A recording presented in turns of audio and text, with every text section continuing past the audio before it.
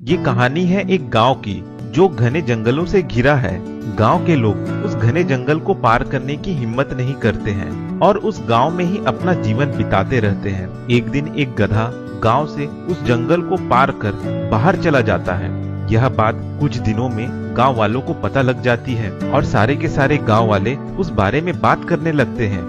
ये सारी बातें पास में खड़े कुत्ते भी सुन लेते हैं और फिर एक दिन वे कुत्ते भी उस गधे के चले हुए टेढ़े मेढ़े रास्तों को सूंघते हुए जंगल को पार कर निकल जाते हैं। यह बात भी कुछ दिनों में गांव वालों को पता लग जाती है, तो वे भी ठान लेते हैं कि जब गधे और कुत्ते इस जंगल को पार कर बाहर जा सकते हैं तो हम क्यों नहीं जा सकते। फिर सारे के सारे एक दिन एक कुत्ते की मदद से गधे और कुत्ते के चले हुए रास्तों को सूंघते सूंघते जंगल के बाहर चले जाते हैं। अब वह रास्ता कुछ दिनों में कच्चा रास्ता बन जाता है, जिससे सारे गांव वाले गांव से शहर और शहर से गांव आते जाते रहते हैं। एक दिन सरकार द्वारा कुछ इंजीनियर गांव को शहर से जोड़ने के लिए पक्का रास्ता बनाने गांव में आते हैं। इंजीनियर गांव वालों से पूछते हैं कि कौन सा रास्ता पक्का बनाए। गांव वाले उसी गधे के चले हुए रास्ते को पक्का रास्ता बनाने की बात कहते हैं। इंजीनियर कुछ दिन रास्तों का निरीक्षण करते हैं तो उन्हें पता चलता है कि यह रास्ता तो काफी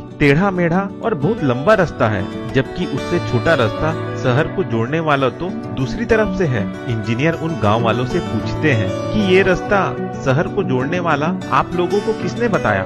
गांव वाले कहते हैं कि कई साल पहले एक गधा इस रास्ते से गुजरा था, उसी रास्ते पर हम आज तक चल रहे हैं। इंजीनियर कहता है तो आप लोगों ने आज तक नया और छोटा रास्ता खोजने की कोशिश नहीं की। गांव वाले कहते हैं नहीं। इंजीनियर कहता है जिस रास्ते में आप लोग चल रहे हैं वह रास्ता बहुत टेढ़ा मेढ़ा और लंबा है, जबकि उससे छोटा और सीधा रास्ता तो इधर है, जिसमें चलकर आप अपना समय और ऊर्जा दोनों बचा सकते हैं।